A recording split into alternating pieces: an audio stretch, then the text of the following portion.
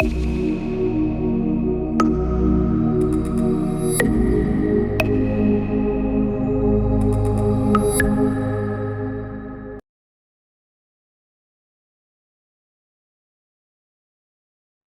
Students, अब आज हम देखने वाले हैं कि स्कैटरिंग कैसे होती है। देखिए, जब आपके सन से एनर्जीज आ रही है, एनर्जीज आने के बाद क्या हुआ, कुछ एनर्जीज तो एब्जॉर्ब हो गई, उसके बाद कुछ एनर्जीज बची जो क्या होने वाली हैं, अब स्कैटर भी तो होंगी। स्कैटरिंग का सबसे पहले हम देख लेते हैं मीनिंग क्या होता है। तो देखिए, जब बहुत सारे मॉलिक्यूल्स, जब बहुत सारी वेव्स क्या कर रही हैं, आ रही है, और आने के बाद क्या हो रहा है, वो यहाँ के एटमोस्फेयर के मॉलिक्यूल से क्या कर रही है, टकरा रही है और अपना डायरेक्शन चेंज कर रही है। तो किसी मॉलिक्यूल से कोई वेवलेंथ टकरा के जब क्या बिखर जाती है, जब बिखर जाएगी उसको हम क्या बोलेंगे, स्कैटरिंग। तो देखिए, अगर कोई वेवलेंथ है वो बिखर रही है, इट मींस क्या है, वो बहुत छोटी छोटी वेवलेंथ होंगी। ठीक है, तो छोटी छोटी वेवलेंथ होंगी उनकी। वेवलेंथ अगर छोटी है, इट मींस क्या, उसकी फ्रीक्वेंसी कैसी है, बहुत ज्यादा है। ठीक है, फ्रीक्वेंसी ज्यादा है, साथ साथ में अगर फ्रीक्वेंसी ज्यादा होती है तो और क्या ज्यादा होता है, फ्रीक्वेंसी अगर ज्यादा होती है किसी वेवलेंथ की तो उसकी एनर्जी भी क्या रहती है, बहुत ज्यादा रहती है। ठीक है, तो क्या होने वाला है, अब जब स्कैटरिंग होगी तो अब हम देखेंगे स्कैटरिंग कैसे होती है और स्कैटरिंग किस किस के इंटरेक्शन के साथ हो। ठीक, तो स्कैटरिंग जो होती है वो कितने टाइप की होती है, दो टाइप की होती है। दो टाइप की कौन कौन सी होती है, पहली होती है सिलेक्टिव स्कैटरिंग, दूसरी होती है non selective scattering. Selective scattering की जब मैं बात कर रही हूँ, सिलेक्टिव मतलब समझ में आ रहा है आपको कि कुछ सिलेक्ट की गई है चीजें। ठीक है, तो सिलेक्टिव में क्या होने वाला है, कुछ पर्टिकुलर वेवलेंथ है जो कि स्कैटर होने वाली है। ये पर्टिकुलर वेवलेंथ कौन सी होती है, तो इसको समझने के लिए हमें फिर से क्या करना पड़ेगा, दो टाइप की स्कैटरिंग समझनी पड़ेगी। पहली स्कैटरिंग होती है रिले स्कैटरिंग, दूसरी होती है मी स्कैटरिंग। रिले स्कैटरिंग में क्या होता है, जब आपकी वेवलेंथ, जो वेवलेंथ आ रही है आपकी कहाँ से आएगी, सन से, जब सन से वेवलेंथ आ रही है और जो पार्टिकल से वो टकराने वाली है, इनमें से जो पार्टिकल है उसका साइज छोटा है और वेवलेंथ का साइज क्या है, बड़ा है। जब ऐसी स्कैटरिंग होगी उसको हम बोलते हैं रिले स्कैटरिंग। क्या है रिले स्कैटरिंग में, जो पार्टिकल जिससे वो वेवलेंथ टकराएगी वो छोटा है और जो वेवलेंथ है वो कैसी है, वेवलेंथ बड़ी है वेवलेंथ। ठीक है, अब ये वेवलेंथ जब टकराएंगी, ठीक है, जब ये टकराएंगी और ये बिखर जाएंगी तो इसको हम बोलेंगे रिले स्कैटरिंग। ठीक है, तो ये रिले स्कैटरिंग के कारण ही कौन सा फिनोमिना होता है, आसमान में आप जो आसमान ब्लू देखते हैं ना, ये ब्लू किसके कारण हो रहा है, रिले स्कैटरिंग के कारण ही हो रहा है। अब आसमान अगर ब्लू हो रहा है तो सिलेक्टिव में से कौन सी वेव है जो कि स्कैटर होने वाली है, तो वो वेव का नाम है वॉयलेट। वॉयलेट वेव जो है क्या है, उसकी फ्रीक्वेंसी क्या है, सबसे ज्यादा है फ्रीक्वेंसी, फ्रीक्वेंसी ज्यादा मतलब एनर्जी ज्यादा, तो वो क्या करेगी, बहुत जल्दी जल्दी टकराएगी और टकराने के बाद बिखर जाएगी। तो ऐसी क्या, कंटिन्यूअसली कंटिन्यूअसली, जैसे सन की रेज कंटिन्यूअसली हमारे ऊपर आ रही है, वैसे ही क्या हो रहा है, ये जो रेज में से जो वॉयलेट रेज है वो क्या कंटिन्यूअसली छोटे छोटे पार्टिकल से, जैसे कि नाइट्रोजन के मॉलिक्यूल से, ऑक्सीजन के मॉलिक्यूल से क्या कर रहे हैं, उनसे टकरा रही है और टकराने के बाद क्या हो रही है, बिखर रही है। और ये बिखरने के कारण हमको आसमान में कौन सा कलर देखने को मिल रहा है, ब्लू कलर देखने को मिल रहा है। सबसे ज्यादा स्कैटरिंग ब्लू कलर की होती है, वॉयलेट कलर की, इसीलिए हमको आसमान कैसा दिखता है, नीला दिखता है। ठीक है, तो ये हमने समझा क्या, हमने क्या समझा, ये अभी हमने समझा कि आसमान नीला क्यों दिखता है। अब इसके आगे हम बात करते हैं नेक्स्ट, लेकिन उससे पहले आपके मन में एक और डाउट आ सकता है कि आसमान नीला दिखता है वो तो ठीक है, लेकिन जब शाम होती है और सुबह होती है तो रेड रेड रेड रेड क्यों दिखता है आसमान, सन तो वही है, सन तो वहीं पर है, लेकिन हमारी अर्थ क्या हो रही है, रोटेट हो रही है, कंटिन्यूअसली रोटेट हो रही है, दिन भी होता है रात भी होती है। जब ये मान लीजिए सन है और ये हमारी अर्थ है, जब दोपहर का टाइम होता है तो जो सनलाइट पड़ रही है वो क्या, डायरेक्ट सनलाइट पड़ती है।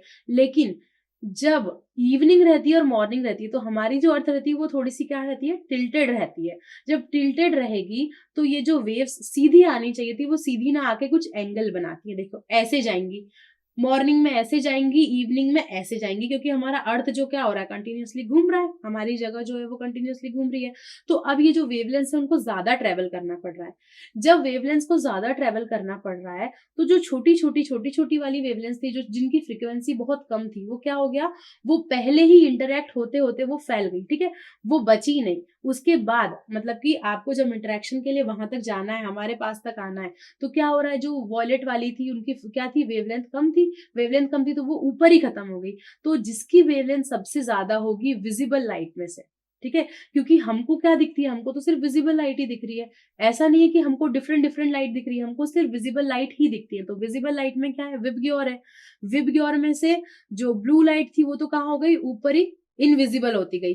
तो ये जो इतना लंबा पाथ ट्रेवल करना पड़ा, तो लास्ट में जो रेज बची वो कौन सी होती है, रेड कलर की रेज रहती है।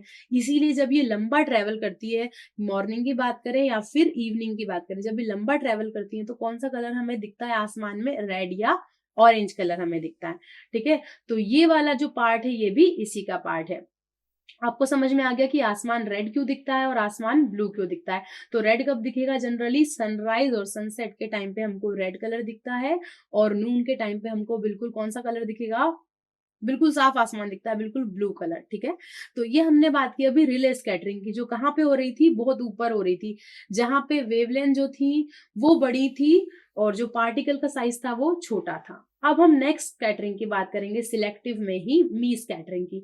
मी स्कैटरिंग में क्या रहेगा, जो पार्टिकल रहेंगे ना वो बिल्कुल सेम साइज के रहेंगे, किसके, वेवलेंथ के पार्टिकल के। इट मींस जो एटमॉस्फेयर में पार्टिकल है और जो वेवलेंथ का पार्टिकल है वो दोनों क्या रहेंगे, सेम रहेंगे। ठीक है, अब ये जो सेम पार्टिकल है, ये सेम पार्टिकल के कारण अब ये सेम पार्टिकल क्या कर रहे हैं, फिर से टकरा रहे हैं, फिर से टकरा रहे हैं। अब ये जब टकराएंगे तो क्या होगा, अब देखिए वो वाली जो स्कैटरिंग थी वो थोड़ा ऊपर हो रही थी, ये वाली जो स्कैटरिंग है ये थोड़ी क्या होगी, नीचे के साइड होगी, नीचे के साइड होगी। और ये वाली स्कैटरिंग के कारण जो हमको कलर दिखता है वो कलर कौन सा होता है, व्हाइट कलर होता है। ठीक है, ये कहाँ पे होती है, लोअर पोर्शन में होती है।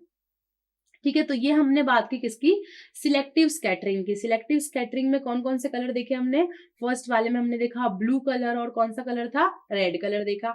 उसके बाद सेकंड वाले में क्या देखा हमने, सेकंड वाले में भी देखा कि विजिबल कलर है। ठीक, वही जो विबग्योर के कलर है वही क्या कर रहे हैं, इंटरैक्ट कर रहे हैं। अब हम आगे जब बात करते हैं, अब हम क्या करने वाले हैं, देखिए ये हमने बात की थी जब ये वेव्स आ रही थी, वेव्स जब आई थी सबसे पहले उन्होंने ऊपर ही इंटरेक्शन कर लिया था और ब्लू कलर दे दिया था, फिर थोड़ा नीचे इंटरेक्शन किया और व्हाइट कलर दिया। ठीक है, अब जब ये और नीचे आएंगी, जब ये और नीचे आएंगी तो अब देखिए जो पार्टिकल का साइज है एटमॉस्फेयर में वो भी बढ़ने लगेगा। जो ऊपर थे वो गैसियस मॉलिक्यूल थे, बट नीचे जैसे जैसे वेव्स आएंगी उनको क्या क्या मिलेगा, हो सकता है कि उनको एटमॉस्फेयर में थोड़े बड़े पार्टिकल मिले। कौन कौन से बड़े पार्टिकल हो सकते हैं, हो सकता है कोई वाटर वेपर हो सकता है कुछ पोल्यूशन के पार्टिकल्स हों, ऐसी चीजें जो कि हमको आंखों से दिख सकती है, इतने बड़े बड़े पार्टिकल रहते हैं। ठीक है, वाटर ड्रॉपलेट्स हो सकती हैं। अब ये वाले जो पार्टिकल रहते हैं, ये वाले पार्टिकल के साथ फिर से विजिबल लाइट टकराएगी, और टकराने के बाद जो क्या करेगी, स्कैटर जब होगी तो हमको कौन सा कलर देगी, व्हाइट कलर देगी। ठीक है, तो अगर हमको स्कैटरिंग के बाद व्हाइट कलर मिलता है, उसे हम क्या बोलते हैं, उसे हम बोलते हैं, स्कैटरिंग के बाद जो हमें व्हाइट कलर मिलता है उसको हम बोलते हैं नॉन सिलेक्टिव स्कैटरिंग। ठीक है, तो हमने क्या देखा कि 3 टाइप की स्कैटरिंग है। साथ साथ में जो नॉन सिलेक्टिव स्कैटरिंग है उसी का एग्जांपल है फॉग। आपने देखा होगा कि सुबह सुबह मॉर्निंग में बहुत ज्यादा व्हाइट व्हाइट व्हाइट व्हाइट हो जाता है, तो वो क्यों हो रहा है, वो हो रहा है नॉन सिलेक्टिव स्कैटरिंग के कारण। और आपको जो व्हाइट कलर के आपको वो दिखते हैं, बिल्कुल आसमान दिखता है, या फिर कभी हो सकता है कि आपको कोई दूसरे कलर का आसमान में कुछ कलर्स दिखे। ठीक है, तो वो किसके कारण हो रहा है, नॉन सिलेक्टिव स्कैटरिंग के कारण हो रहा है।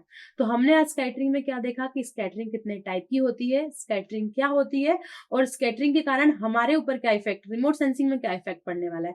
जब स्कैटरिंग होगी तो देखिए कुछ कुछ वेव्स तो रहेंगी जो कहाँ पे टकरा रही हैं, अर्थ पे टकरा रही है, और कहाँ पे जा रही है, रिफ्लेक्ट हो रही है। बट वहीं पे आप देखिएगा कुछ कुछ वेव्स होंगी जो यहाँ पे आई, यहाँ पे किसी मॉलिक्यूल से टकराई और क्या हो गई, स्कैटर हो गई। तो वो जो सेंसर है, अब ऐसा तो है नहीं कि वो सेंसर ने कुछ कर रखा है कि हमारे पास सिर्फ रिफ्लेक्टेड वेव्स ही आएंगी, नहीं ऐसा नहीं है। तो क्या होगा, ये जो वेव्स रहेंगी स्कैटर्ड वेव, ये भी क्या करेंगी, सेंसर्स के पास जाएंगी। और जब ये वाली वेव स्कैटर्ड वेव सेंसर्स के पास जाएंगी तो हमारी जो इमेजेस है, जो हमारी इमेज बनने वाली थी टारगेट के साथ, वो क्या हो गई, वो थोड़ी सी उसमें एरर्स जनरेट हो जाएंगे। उसमें जो क्या करता है, ये जो स्कैटर्ड रहती है ना, स्कैटर्ड वेव्स क्या करती है, इसकी ब्राइटनेस को बढ़ा देती है। ठीक है, तो ये एक तरीके से हमारे जो रिमोट सेंसिंग है उसमें प्रॉब्लम क्रिएट करती है स्कैटरिंग वाली वेव्स। इसके साथ साथ में जो वेव्स हमें पता है कि ज्यादा स्कैटर होने वाली हैं, जैसे कि हमने अभी रेड की, ग्रीन की, ब्लू की, इन लाइट्स की बात की है, तो हम क्या करने वाले हैं, रिमोट सेंसिंग में इन वेव्स का यूज कम से कम करने की कोशिश करेंगे। क्योंकि अगर हमने इनको यूज भी किया तो क्या होगा, ये जाके स्कैटर हो जाएंगी। इट मीन्स ये टारगेट तक पहुंचेंगी नहीं और फिर हमारे सेंसर तक भी नहीं पहुंच पाएंगी।